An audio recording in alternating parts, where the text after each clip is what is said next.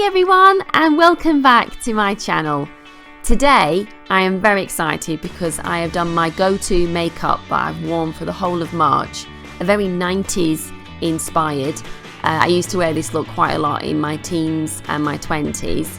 It's a kind of take on a grunge technique for an eye makeup, but instead I've brought it right up to date by, instead of making it really dark and heavy underneath, I've made it a bit more brighter by highlighting my waterline.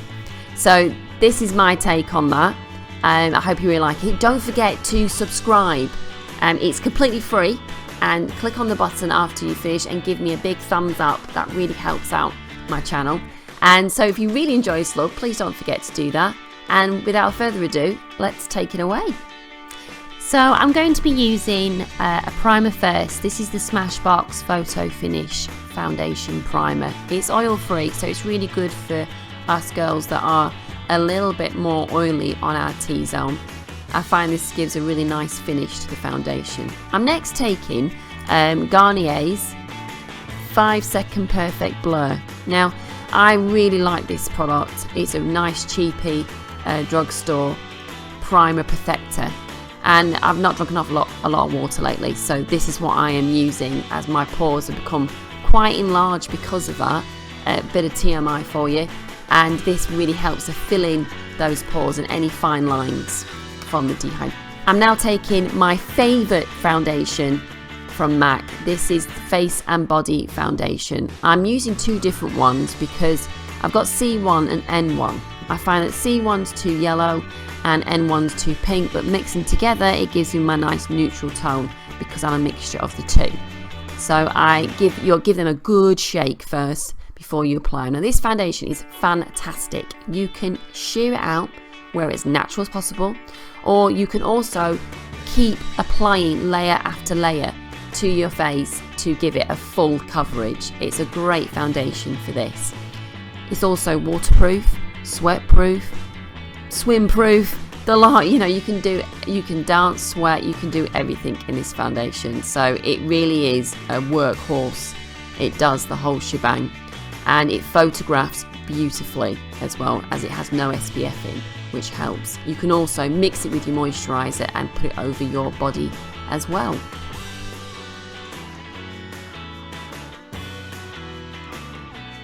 So I'm now taking the Nars Creamy Concealer in the shade Honey. This is quite a peachy tone, as you can see, compared to the rest of my skin.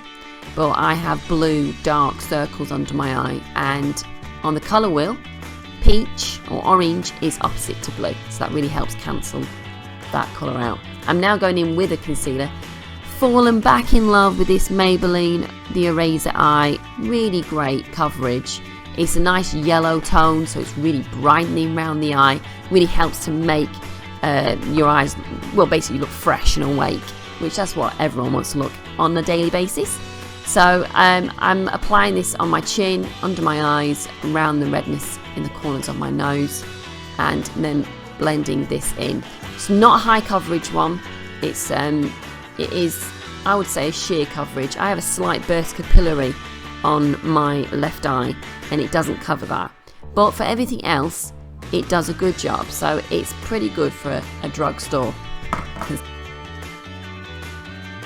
So I'm now taking the MAC Pro Emphasize powder, and I'm going to be using this to set my under eyes with a Morphe, my first one, M438. I didn't talk about the other Morphe brush that I saw before. That was the Morphe M439, the big kind of kabuki style brush that we saw before. Now, to go back to the Morphe brushes, this one's the M438 that I'm using to set my under eye. Just to quickly talk about my brows, then I will go back to the Morphe brushes, don't worry. So I'm now just setting my brows with the Maybelline Brow Drama. Nothing unusual there if you've been watching my tutorials. I've not moved on to anything new just as yet. And I like to brush all my hairs up so it clings to every single hair, and then go in with the Anastasia Beverly Hills Brow Definer in the shade Medium Brown to draw them through. Now I'm going in to do the eyes. This is the Maybelline Colour Tattoo in the colour Permanent Taupe. And this is these are brilliant line of cream shadows. Now, I'm always a big advocate of always popping on a cream shadow first before you apply any powder over the top, as this really helps to sandwich and gives longevity to your makeup. Now I'm going in there, I'm using the Morphe M433 brush, very similar to the MAC 217. I would say pretty much similar to it. When you first get these brushes, some of them are a little bit scratchy, I won't lie to you, but once I've actually washed them and I condition my brushes with a nice conditioner, they feel absolutely fine. And to be fair, on the price of them, they could rival the MAC 217 any day of the week. So I'm now buffing this in, and don't worry at the moment, it's looking really messy, and that's what a grunge eye makeup looks like. It looks very messy at the beginning, but we're really going to polish this and make it look pristine by lots and lots of blending with a clean brush. So we're going back and forth. As you can see there, I always pull my eyeshadow out into the outer corner of my eyes to elongate them. As you can see, I pull out to the outer corners, but we will clean all that up and make it look spot on in a moment.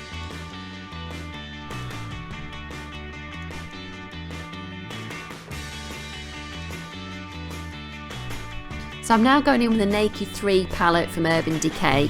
This is one of my favourite palettes that I always bring out every spring. It is beautiful. And I'm going to be taking the Morphe 441 brush and taking the colour Limit from the palette. I'm going to be going into my upper crease with this. This is a really nice, it's a very light mauve, kind of virgin on a taupey colour. So I'm really keeping it cool toned here in the eye. I take that into, this will be my transition colour. So as you can see, everything starts to now blend in and starts to look a bit more tied in really. I then go in with the colour Nuna, and I'm going to just keep that in the crease.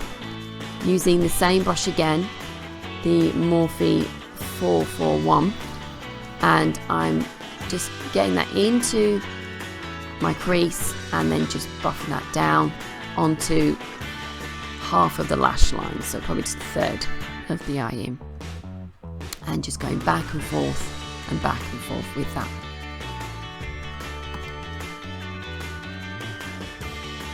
So I'm now taking the Morphe E18 brush. I love this it's like a little dome shaped brush, and I've popped a little bit of the Maybelline Colour Tattoo in the shade Permanent Taupe, and I really could have done this really at the beginning and took this right around the eye in a kind of circular motion when I was doing the top.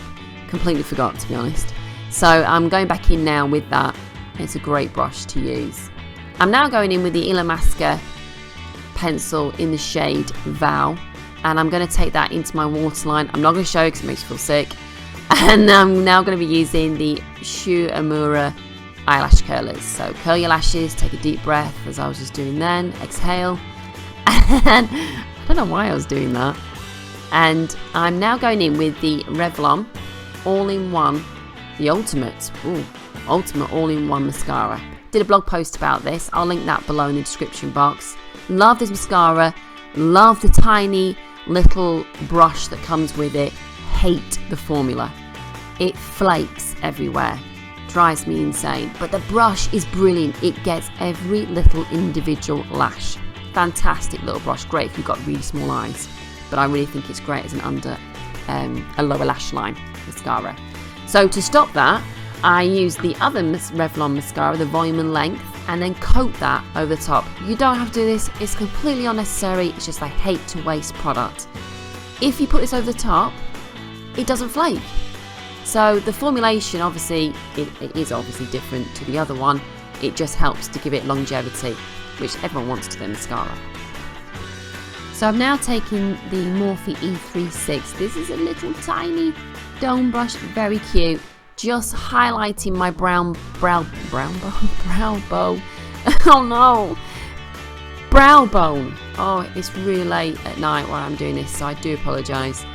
And my inner corner tear duct, and it just really gives a really nice wide-eyed effect. This is what's really good about makeup. Mix different looks together to create what you want. Now going in with an oldie but a goodie. This is one of my favourites. This is Hoola Benefit. Beautiful bronzing using the Bold Metals 100 brush. Nice big fat brush, and I'm not contouring, I am bronzing. So taking it everywhere where the sun would naturally hit you on your face. High points of the cheeks, across the nose, all those areas, really giving a lovely, beautiful tanned look. Now going in with Nars, another oldie but a goodie, blusher in the shade Deep Throat. This is a really cute, pinky, peachy, perfect for spring, and I'm using the Morphe 438 brush there. Don't think this really works, to be honest, as a cheap brush. I can't remember what it's actually designed for, but I like to try different brushes to see if they give you different effects by using it completely opposite what it's intending for. But that didn't work this time. It still looks alright, but it's not as flawless as I would like it to be. Now going in with MAC Soft and Gentle, beautiful mineralised skin finish powder. And this is such a gentle, oh, I showed you a brush there, Morphe 501. Beautiful. Just kind of takes it on the tip and you can apply on the high points of your face. What I love about this highlighter, it's very gentle, as you can see. It's not offensive. It just gives you that nice glow to the face, like a sheen that you want. But this is beautiful if you've got fine lines, if you have more mature skin. It doesn't settle in them. It just gives you that nice look. So I like to use this on my mature clients. It really looks beautiful. So I'm now taking the MAC lip pencil in the shade Stripdown. Oh, I just love this lip pencil. It's one of my favourites, and I've not been able to wear it for ages, and now I can suddenly can with my new hair colour, so I am maxing it out by wearing it every day.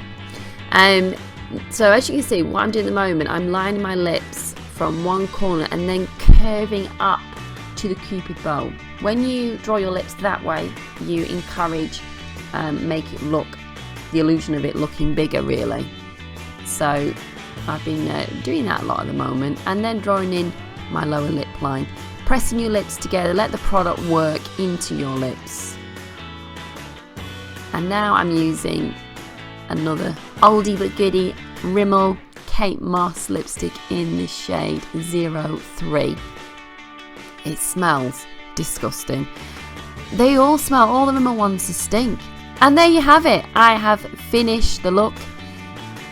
A pretty taupey lilac eye with a nude lip and a peachy cheek. So I hope you really enjoyed my go-to makeup. I really enjoyed showing you what I've been wearing for the month of March. Please don't forget, give me a thumbs up and please subscribe, and I shall see you next week. Bye!